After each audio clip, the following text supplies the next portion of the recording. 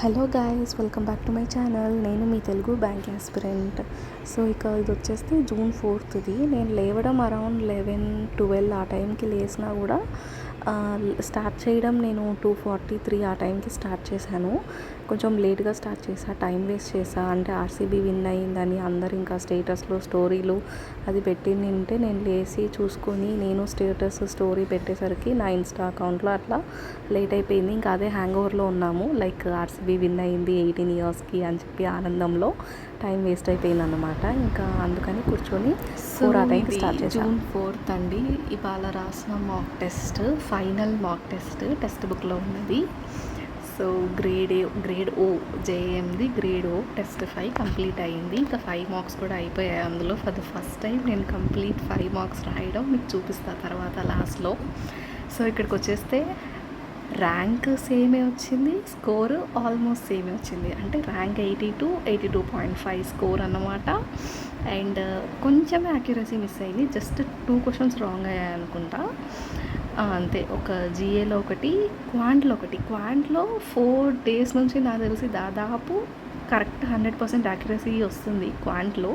కానీ ఈసారి 100% accuracy reasoning and ఇంగ్లీష్లో వచ్చింది. యూ క్యాన్ సీ దేర్, చూడండి. అసలు 100% యాక్యురసీ ఇన్ ఇంగ్లీష్ చాలా లైక్ ఒక మంచి విషయం అది. ఇంగ్లీష్లో ఎప్పుడు చూడు అట్లీస్ట్ 1 or 2 పోతూ ఉంటాయి.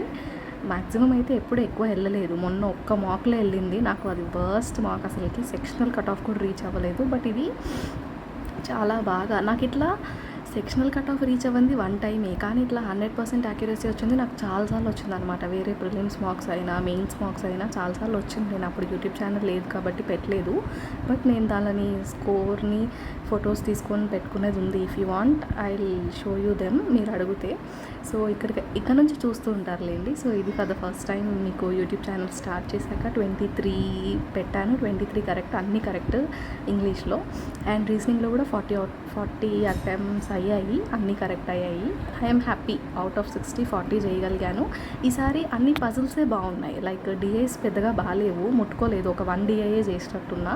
పజిల్స్ అన్నీ బాగున్నాయండి, ఈజీగానే ఉన్నాయి.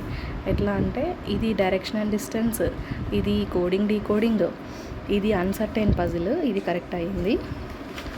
అండ్ ఇది వచ్చేస్తే ఇదేమన్నాము ఇన్పుట్ అవుట్పుట్, ఇది చేశాను ఫర్ ద ఫస్ట్ టైం. 4 మార్క్స్లలో నాకు తెలిసి 1 or 2 మార్క్స్లో వచ్చింది, చేయలేదు ఇన్పుట్ అవుట్పుట్. ఈ మార్క్ ఈజీగా అనిపించింది, చేశాను ఇన్పుట్ అవుట్పుట్. కొంచెం మిస్టేక్స్ పోయాయి మధ్యలో, రాంగ్ అయిపోయాయి. మళ్ళీ సరి చేసుకొని రాసినందుకు కొంచెం టైం అక్కడ వేస్ట్ అయ్యింది. అండ్ ఇది వచ్చేసి ఒక మాక్, ఒక పజిల్. నాకు ఇట్లాంటి పజిల్స్ బాగా ఇష్టం అండి, చాలా ఈజీగా త్వరగా వచ్చేస్తాయి ఇట్లా ఉన్న ఈ మంత్ బర్త్డేస్ ఆర్ ఇట్లా ఉన్న పజిల్స్. అండ్ ఇది చూస్తే ఇది కూడా ఒక 9 floor పజిల్, ఇది కూడా వచ్చేసింది. ఒక పజిల్ రాలే, బ్లడ్ రిలేషన్ కూడా వచ్చేసింది. అండ్ ఒక పజిల్ ఏది రాలేదంటే ఇది రాలేదు, ఏదో వీళ్ళ సిటీ నేమ్స్ అండ్ పొజిషన్ వాళ్ళది, అలా 2 ఉన్నవి ఉన్నాయన్నమాట. సో రాలేదు అది. ఇది ఒక డిఐ, ఇది చేసేసాను అదన్నమాట రీజనింగ్ సెక్షన్కి. ఇంకా రిమైనింగ్ అంతా క్వాంట్ డిఐస్ అవన్నీ. క్వాంట్లో ఈ డిఐ వచ్చింది, ఏదో సగం చేసా కానీ రాలేదు, వదిలేసాను. రిమైనింగ్ చేశాను క్వాంట్ సెక్షన్లో. సో అది మ్యాటర్. అండ్ క్వాంట్లో ఒక్క రాంగ్ పోయింది. అండ్ 4 పెట్టాను జిఏ సెక్షన్లో, 1 ఏమో రాంగ్ అయినట్టుంది. సో మొత్తానికి మొత్తంలో 2 క్వశ్చన్స్ రాంగ్ అయినట్టున్నాయి. 97% యాక్యురసీ. ఐఎమ్ హ్యాపీ, ఎందుకంటే 81 అటెంప్ట్స్ పెట్టగలిగా. క్వాంట్ రీజనింగ్ ఇంగ్లీష్ నుంచే 81 పెట్టగలిగా. Thank God. నాకు కొంచెం జిఏ సెక్షన్లో నేను కొంచెం వీక్, కంప్యూటర్ ప్లస్ జిఏ 2 కలిపి వీకే. నాకు అదే ల్యాక్ అవుతుంది సెలెక్షన్కి. సో నాకు కొంచెం ఈ 3 సబ్జెక్ట్స్ బాగానే రాస్తాను, మంచిగానే అటెండ్ చేస్తాను. రేపు June 8th ఉన్న IDBI జేఏ ఉంది. I hope and I pray at least నాకు సెక్షనల్ క్లియర్ అయ్యేలాగా నేను కొన్ని అటెంప్ట్స్, అట్లీస్ట్ ఒక 6-8 అటెంప్ట్స్ పెట్టగలిగినా చాలు. నేను ఎప్పుడైనా అన్ని అటెంప్ట్సే పెడతానండి. నా highest GA section computer section కలిపి నా హైయెస్ట్ అటెంప్టే దాదాపు 10 బిలోనే ఉంటుంది, 10 అబో ఎప్పుడూ ఉండలేదు. So I'm trying. కొంచెం సెక్షనల్ కట్ ఆఫ్ క్లియర్ అయ్యి నాకు ఓవరాల్ కూడా క్లియర్ అయిపోయి సెలెక్షన్ అయిపోయి ఇంటర్వ్యూ వరకు వెళ్తే చాలు. ఇంటర్వ్యూలో I try my best. So అదన్నమాట. కోరుకుంటున్నా మంచిగా రాయాలని. అండ్ 8 o'clockకి 8th రోజు 7:30 AM ఉంది. అంటే మ్యాథ్స్ 8:30 ఆర్ 8:45కి ఎగ్జామ్ స్టార్ట్ అవుతుంది. సో మనకున్న టైం స్లాట్లోనే మనం రాయడం అలవాటు చేసుకుంటే బెటర్గా పర్ఫామ్ చేయగలుగుతాం అన్నమాట. బెటర్గా పర్ఫామ్ చేయగలుగుతాము. అందుకని నేను మార్నింగ్ టైంలో రాయడానికి ట్రై చేస్తున్నా 8:30 ఆ టైంకే. సో రాస్తే కూడా బెటర్ నా టైం స్లాట్లో. అండ్ ఆల్సో ఏమంటాం, మార్నింగ్ లేచినట్టు త్వరగా కూడా ఉంటుంది. బట్ నాకు ఒక 2-3 డేస్ అవుతుంది. ఐ నో లేట్గా లేస్తున్నాను. ట్రై చేయాలి కొంచెం త్వరగా లేయడానికి. అంతే అన్నమాట. ఇంక ఈ వీడియోకి వచ్చేస్తే ఇక్కడ చూడండి, ఆ హ్యాపీనెస్సే వేరు. ఇంగ్లీష్లో అవుట్ ఆఫ్ 40 23, అంటే హాఫ్ కంటే ఎక్కువే పెట్టాను. అండ్ పెట్టినవన్నీ కరెక్ట్. సో హ్యాపీ అనమాట. క్వాంట్లో ఒక్కటి రాంగ్, జనరల్ అవేర్నెస్ ఈ దాంట్లో ఒక్కటి రాంగ్. ఏంటిదో ఇది రాంగ్ పోయింది, ఏదో కంప్యూటర్ది. సో అదన్నమాట వచ్చేస్తే. అండ్ అనాలిసిస్ ఇక్కడ చూడండి ఏమైంది వచ్చింది. సో ఇక్కడ చూడండి అన్ని మార్క్స్ రాసేసాను. 77.5, 63.75, 74, 73.25 అండ్ ఇది 82.5. ఇది హైయెస్ట్ స్కోర్ అన్నమాట out of this 5 marks. So అన్నీ కంప్లీట్ చేసా. ఇక్కడ ఉన్న 5 marks for the first time అన్నమాట నేను ఇట్లా అన్నీ కంప్లీట్ చేయడం. సో హ్యాపీగా ఉంది చూడడానికి. అండ్